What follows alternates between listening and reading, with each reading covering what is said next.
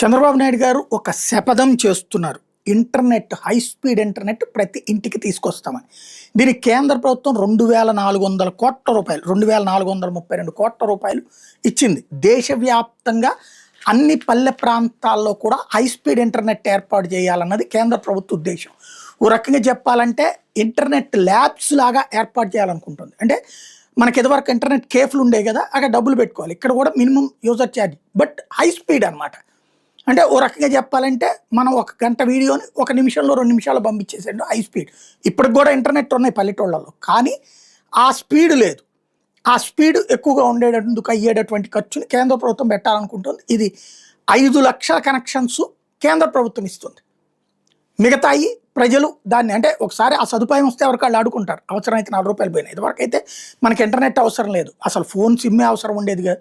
ఇప్పుడు సిమ్ లేకపోతే, అసలు ఫోన్ లేకపోతే, సెల్ ఫోన్ లేకపోతే గుండెకాయ లేనట్టు ఫీల్ అవుతున్నటువంటి రోజులు. కాబట్టి చంద్రబాబు గారు దానికి అనుగుణమైనటువంటిది కేంద్ర ప్రభుత్వ పథకాన్ని ఆచరణలో ఆంధ్రాలో తీసుకొస్తున్నారు.